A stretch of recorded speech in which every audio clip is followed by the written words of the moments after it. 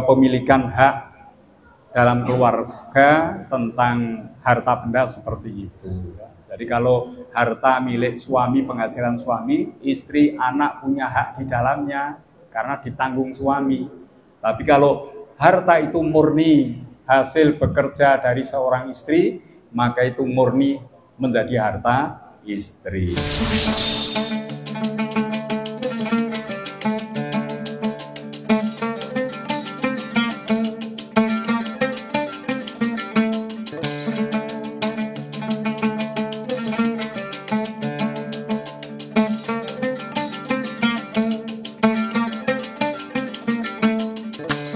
Assalamualaikum warahmatullahi wabarakatuh.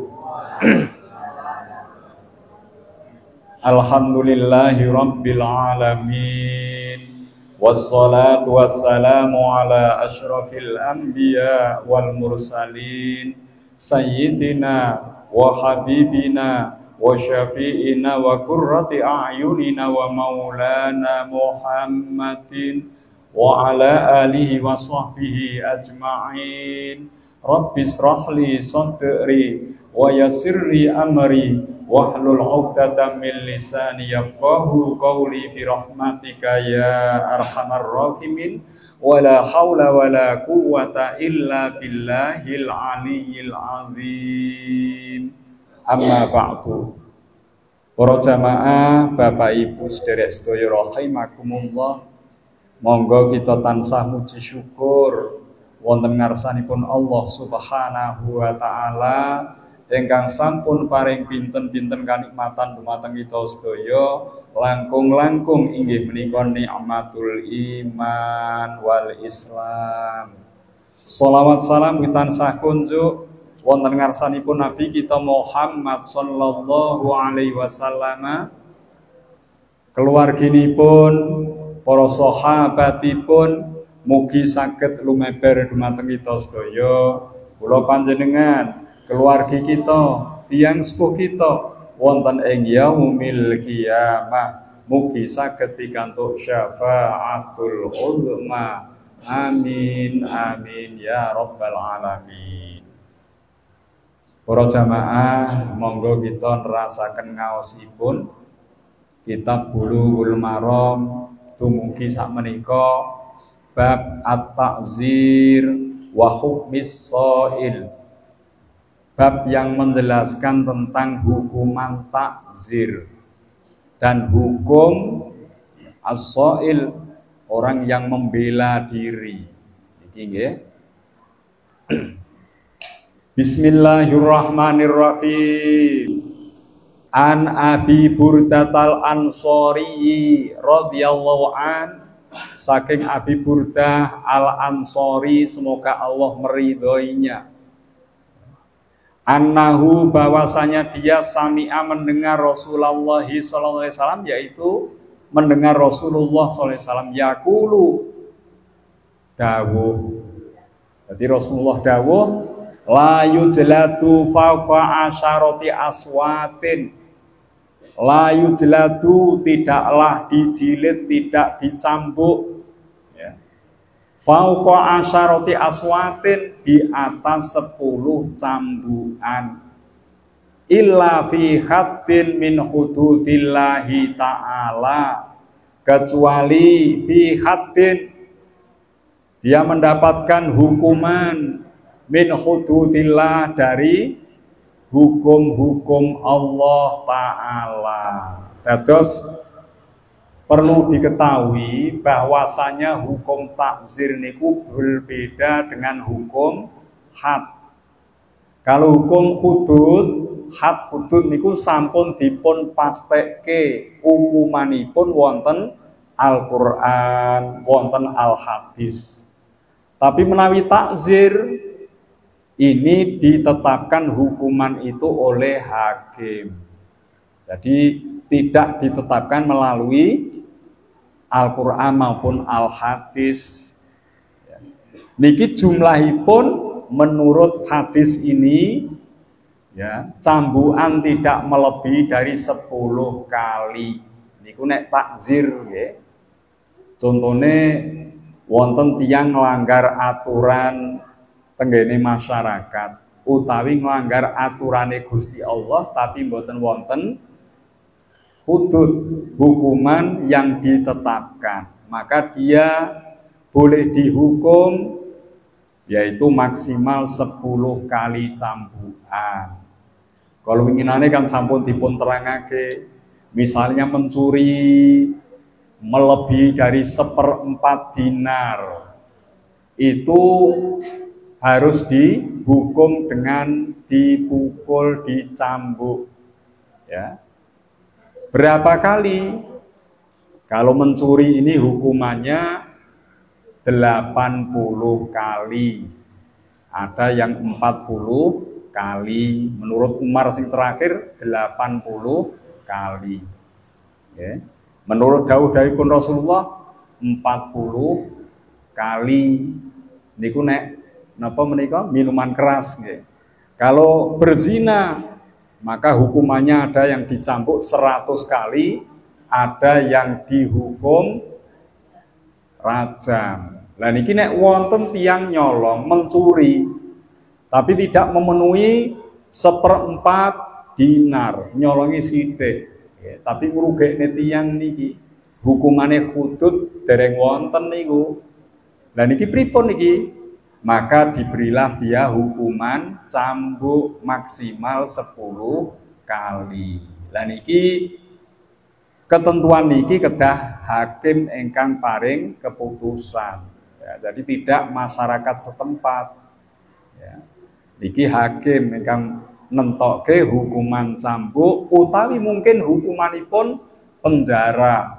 Di penjara 3 hari, di penjara 1 minggu. Niku mboten wonten ketentuan saking Al-Hadis maupun Al-Qur'an. Tapi niki kalau tidak diberikan hukuman itu, orang tersebut akan terus-menerus melakukan kejahatan pencurian. Nah, maka hukuman ini sebagai pendidikan agar dia menjadi lebih baik, tidak mengulang perbuatan pencurian tersebut. Niki naminipun takzir, nggih. Kadang-kadang nek teng pondok nggih wonten takzir. Misale mboten nderek salat jamaah ditakzir. Ya, tapi takzire ini mboten dipukul. Ya, dikengken napa nika? Sabuti suket, ngresiki gon, ya, kamar mandi, ngoten niku nek zaman riyen ken ngisi kolah ngene pondok niku. Terus niku takzir ya. Niki hukuman-hukuman yang ditetapkan dalam rangka memberikan pembelajaran supaya orang itu meninggalkan perbuatan yang tidak baik. Bisa jadi tidak baiknya itu melanggar syariat Islam. Bisa jadi karena melanggar aturan yang telah ditetapkan untuk disepakati. Ya. Niki nomor setunggal. Wa an Aisyah radhiyallahu anha, dari Siti Aisyah semoga Allah meridhoinya. Annan Nabiyya sallallahu alaihi wasallam, sesungguhnya Nabi sallallahu alaihi wasallam qala dawuh ukilu dzawil hayati, ya. Disuruh untuk napa niki? Memaafkan, mengampuni dzawil hayati, kepada orang yang memang dalam kelalaian, ketidaksengajaan, asarotihim ilal hudud, ya. Jadi ada orang yang memang tidak terbiasa berbuat melanggar aturan, tapi dia itu lalai, lupa, ya, sehingga dia melakukan pelanggaran. Lah semacam ini karena dia tidak terbiasa melakukan pelanggaran itu dalam kelalaian, sebaiknya untuk dimaafkan. Ya. Kecuali kalau dia itu memang melanggar hudud hukuman yang telah ditetapkan. Misalnya orang itu tidak pernah berbuat pelanggaran, tapi dia terus mencuri dengan jumlah yang dicuri itu melebihi 1/4 dinar. Lah semacam ini tetap hukuman ditetapkan karena telah memenuhi had yang telah ditentukan. Tapi kalau orang itu tidak pernah berbuat mencuri misalnya, kemudian dia tidak sengaja mengambil barang milik seseorang tidak memenuhi syarat untuk dihukum had, maka sebaiknya yang seperti ini dimaafkan. Ya.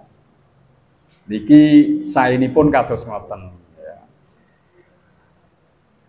Tapi kalau melanggar aturan ya, dan memenuhi hudud, maka dia harus dihukum sebagaimana hukuman yang telah ditetapkan. Wa an Ali radhiyallahu an, dari sahabat Ali semoga Allah meridhoinya, qala berkata, ma kuntu li uqima ala hatin haddan fayamuta. Aku tidak pernah menetapkan hukum hudud, hukuman had niku ya, dengan suatu had fayamutu sehingga mati. Jadi Sayyidina Ali belum pernah menghukum seseorang itu sampai mati. Kan dipukul 100 kali itu kalau melakukan perzinahan. Dipukul 40 kali atau 80 kali itu minuman keras. Semacam ini tidak membuat kematian. Jadi ini cambukannya cambukan yang normal ya. Orang cambukan sak kuat-kuate ping telu terus delosor ini mboten ngoten. Jadi ini tidak pernah Sayyidina Ali mencambuk dengan cambukan yang mengakibatkan kematian. Fa ajida fi nafsi, kalau sampai dia itu mati ya, misalnya dicambuk kok delalah mati ya, maka Sayyidina Ali itu bersedia untuk membayar dendanya. Jadi dendane wong mateni ini kan winginane pun diterangke nggih, membunuh orang itu ganti bunuh atau membayar denda sejumlah 100 ekor onta.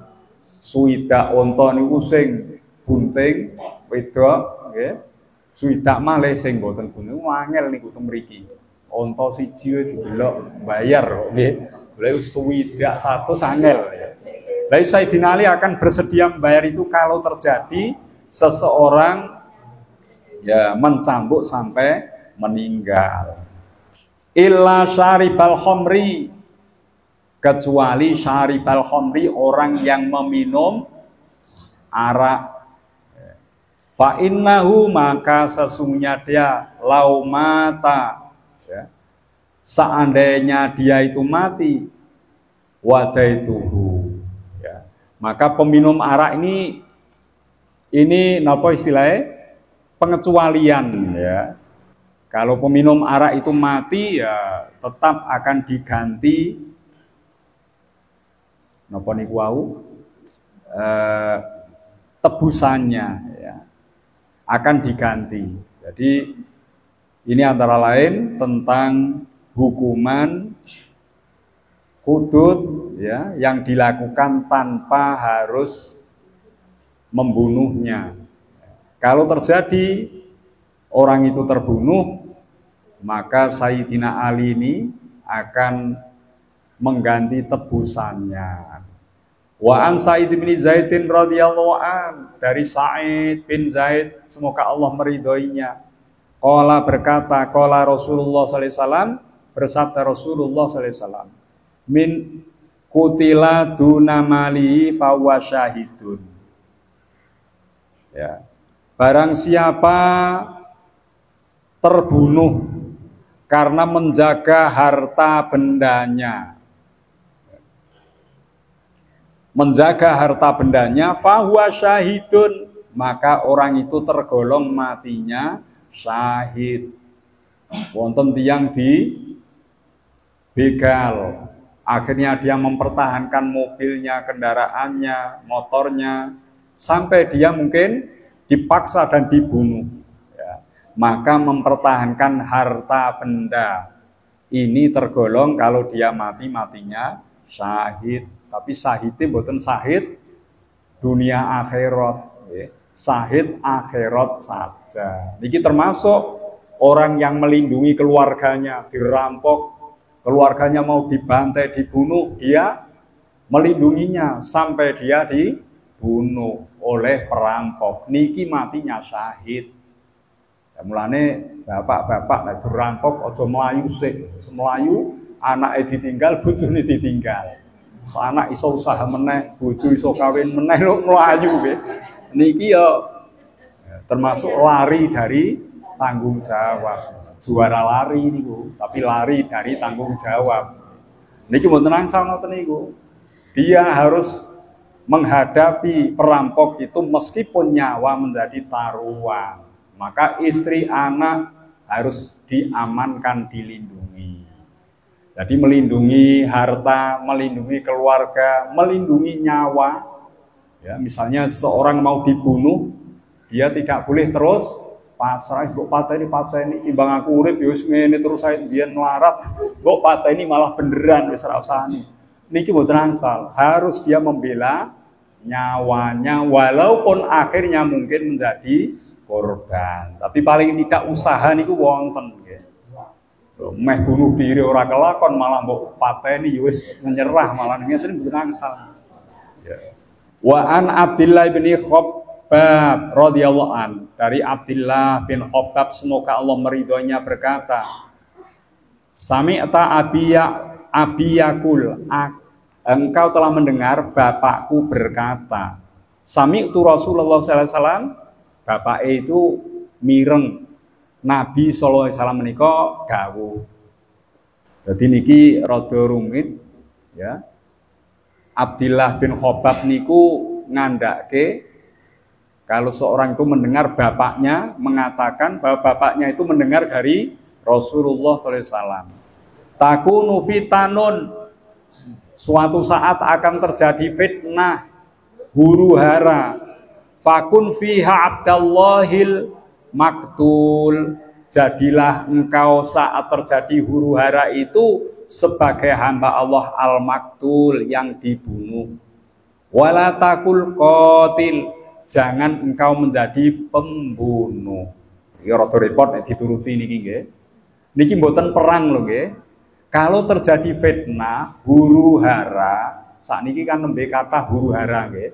Bocah nom-nom nggawa apa Pak, parang arit dawa-dawa nika ora ana masalah ora apa gelut karo kelompok mriku. Mboten masalahe. Bahkan orang yang lewat pun dibunuh. Ora salah ora apa. Lah niki huru hara. Suatu saat dawuhipun Rasul benjang ben niku akan terjadi huru hara yang mengerikan. Kelompok sana membunuh kelompok sini tanpa ada persoalan masalah. Perang besar terjadi, persoalannya apa mboten jelas. Mboten krana agama, mboten krana macam-macam, pokoke pengen perang. Wong senjatane akeh nggo apa iki tukune larang-larang akhire dibedilke kono, bedilke kene huru hara terjadi. Nek kedadosan ngeten menika pun wonten, fakun fiha Abdallah, jadilah kamu hamba Allah al-maktul yang dibunuh. Sebabe nek kula panjenengan nderek bunuh niki wala takul qatil, jangan kamu jadi orang yang membunuh. Karena huru hara itu tidak membela agama. Nek kula jenengan melu membunuh berarti kita menghilangkan nyawa dengan tanggungan dosa yang besar. Wong huru hara iki kekacauan ya, mboten jelas. Ora ana sing mimpin.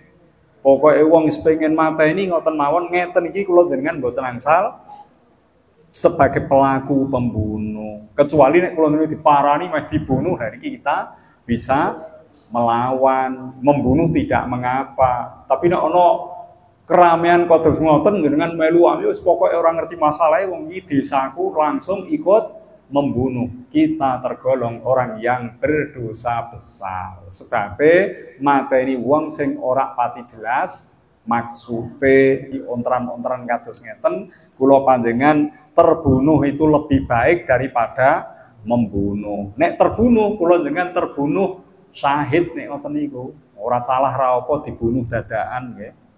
Niki termasuk lebih baik terbunuh daripada membunuh. Kalau membunuh tanpa alasan yang dibenarkan ini menanggung dosa. Sampun rampung niki nggih, rampung gasih.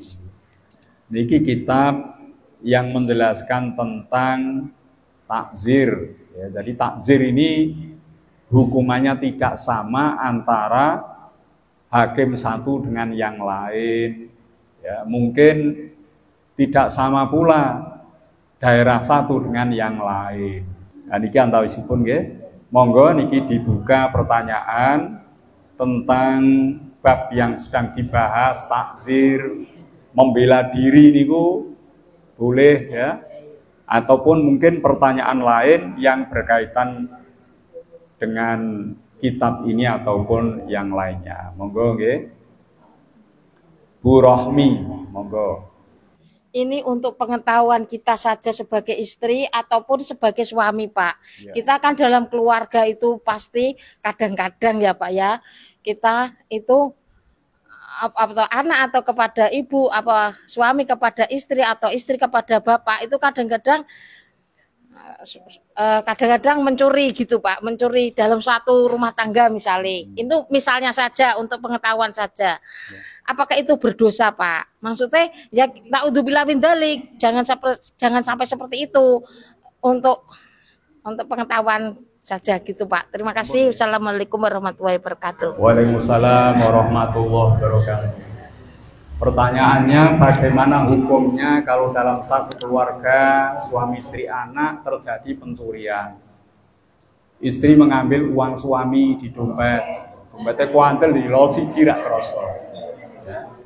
Nek suami ngambil milik istri kok jarang gitu, jarang. Anak ngambil milik orang tua sering nih. Apakah ini berdosa? Mencuri dalam keluarga memang tidak tergolong dosa yang diberi hudud, diberi hukuman boten. Bahkan itu pun tidak masalah, tapi hal ini kurang adab. Tidak adab itu saja.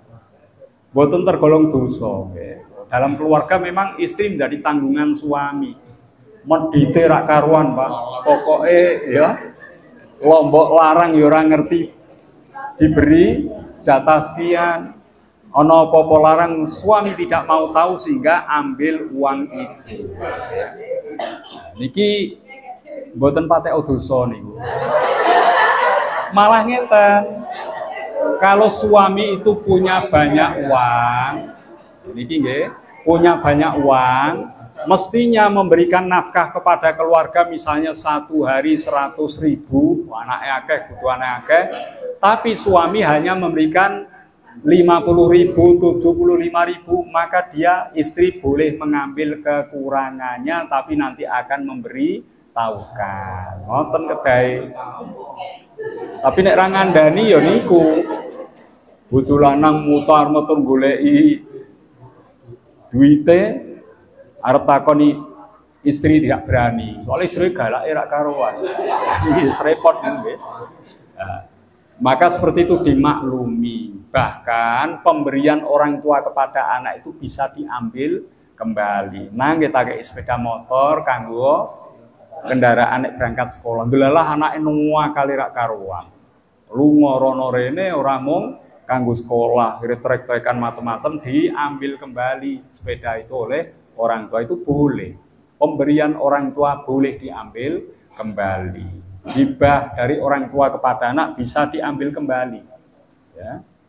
Niku dados mboten napa-napa, cuma niku soal adab mawon. Adabnya tata krama sopan santun. Saene panjenengan nggih matur, niki aku butuh duit tenanan ora duwe.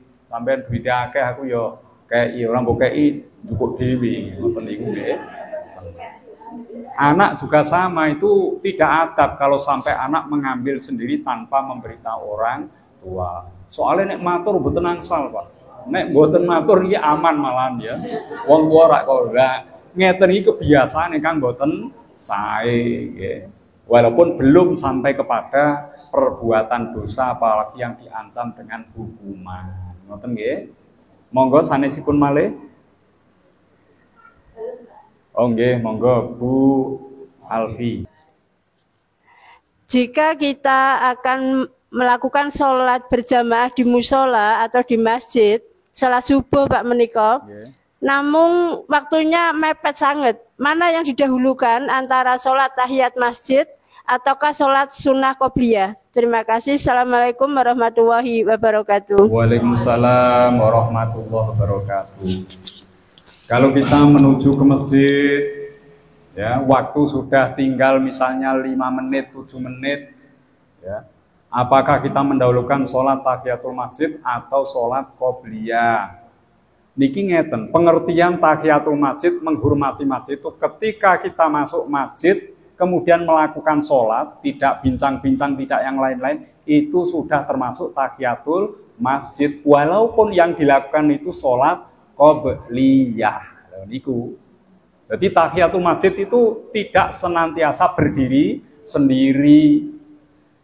Niku dados nek kula jenengan waktu mepet hanya bisa melakukan 2 rakaat, lakukanlah itu namanya sholat qobliyah. Tahiyatul masjidnya sudah include, sudah termasuk niku.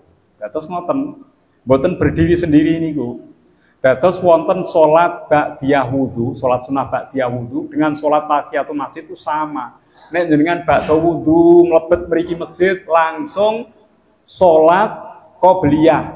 Misalnya badhe sholat asar qobliyah, niki tahiyatul masjid sudah lolos karena masuk masjid ini langsung sholat. Sholat ba'diyah wudu lolos karena setelah wudu tidak dipakai yang lain-lain, langsung sholat. Dan niku kecuali kula dengan bar wudu mboten kepengin qobliyah wong pancen mboten wektale sholat. Lah niku kula dengan bar wudu mlebu masjid niki mboten badhe napa-napa lho nggih, saenipun sholat tahiyatul masjid. Tapi nek wonten sarengane sholat qobliyah, jenengan cukup qobliyah tahiyatul masjid, otomatis sholat ba'da wudu otomatis niku. Soalnya bar wudu langsung dienggo sholat, mlebu masjid langsung sholat. Niki dados pengertosanipun kados ngoten. Jadi kalau waktu memang terbatas ya lakukan qobliyah saja. Otomatis nek dengan ba'da wudu berarti sholat wudune nggih teng mriku sami. Niki nembe mlebet masjid nggih salat tahiyatul masjid. Tapi kalau tidak ada waktu sama sekali untuk melakukan, sudah qomat, jangan lakukan salat qobliyah. Jangan. Tidak dibolehkan. Kalau sudah iqamah dikumandangkan, maka tidak boleh seseorang melakukan salat sunnah. Ngoten nggih. Wonten malih sanesipun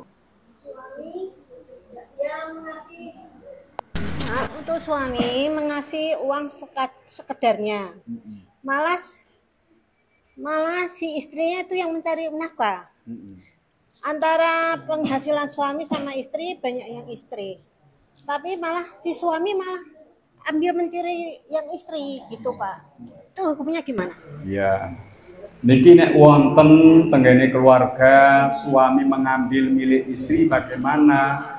Kedudukan harta benda, kedudukan harta benda. Kalau harta itu milik suami, maka istri memiliki hak di dalamnya. Tapi kalau harta itu milik istri oleh nyambut gawe istri, suami tidak punya hak di dalam hartanya istri. Mboten gadah niku. Bagaimana kalau dia ditanggung nafkahnya? Istri menanggung nafkah suami itu tidak wajib, mboten wajib. Tapi itu suatu kemaslahatan, kebaikan. Karena suami sudah cari kerja ke sana kemari tidak juga mendapatkan. Dapat kerja tidak seberapa gajinya, maka ditanggunglah kehidupannya oleh istri itu boleh. Tapi ini tidak kewajiban. Andai kata istri tidak menanggungnya pun tidak berdosa. Lah niku. Bagaimana kalau suami mencuri uangnya istri, karena ini uang pribadi, uang milik istri itu tidak ada hak dari suami, maka suami termasuk berdosa nek niki. Ya, karena suami itu yang bertanggung jawab kok malah mengambil. Nah, ini berdosa suami kalau seperti itu. Ya. Niki, ya. Terus niku benten kepemilikan hak dalam keluarga tentang harta benda seperti itu. Jadi kalau harta milik suami, penghasilan suami, istri, anak punya hak di dalamnya karena ditanggung suami. Tapi kalau harta itu murni hasil bekerja dari seorang istri, maka itu murni menjadi harta istri. Suami ya tidak memiliki hak itu, anak pun tidak. Kecuali kalau memang istri memberikan, maka itu boleh ditasarufkan kepada anak maupun kepada suaminya. Tapi nek iku dibantah iso ngene meneh. Tapi istri itu bisanya bekerja karena mendapat izin suami. Nek orang dapat izin suami kan tidak boleh kerja. Ayo. Ya niku pancen ya angel niku nggih. Angel. Ana suami sing bales ngoten niku. Kowe tak izini ora entuk ngene. Nek ra mbok izini wong sampean ora iso nyukupi kebutuhanku. Lha angel meneh ya. Bantah-bantahan akhire. Niku. Wa alam niku ya, ora ngerti jawabane. Niku. Ngoten nggih? Iya, sama dengan mengambil milik orang lain. Misalnya jenengan niku waktu zakat fitrah memiliki banyak uang, sedang suami tidak punya sesuatu pun untuk bayar zakat. Suami bisa dikatakan miskin.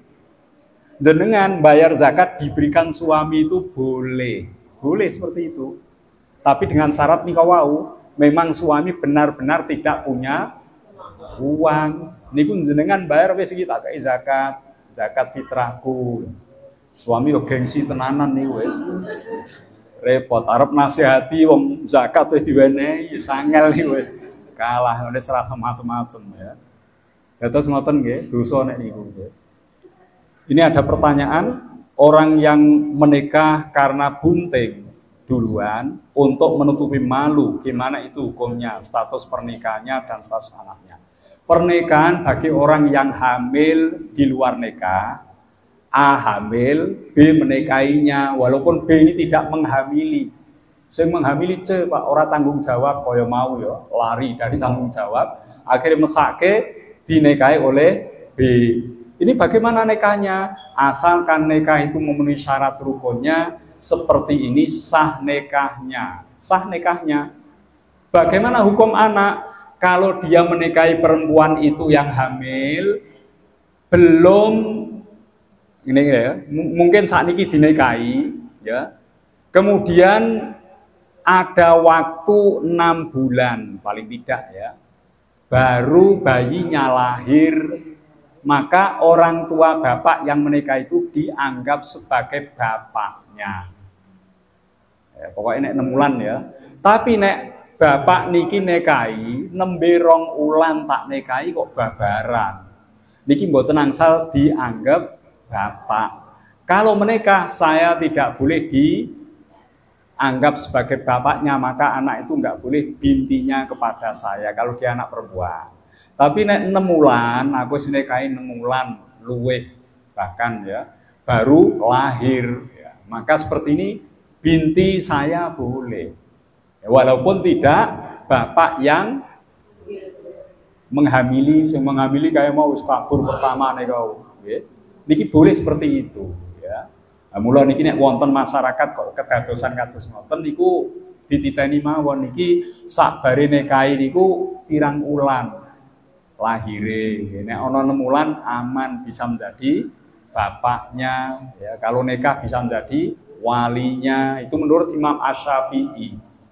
Tapi nek kurang dari itu 5 bulan, 4 bulan, 3 bulan dinikahi langsung hamil babar cepet meniki ya. Jebule sono sing ngawali. Lah ngeten iki nggih, bapak niku mboten angsal dados bapake secara ya nasab ya. Ngoten miturut Imam Asy-Syafi'i. Jadi nikahnya sah, status anaknya seperti itu.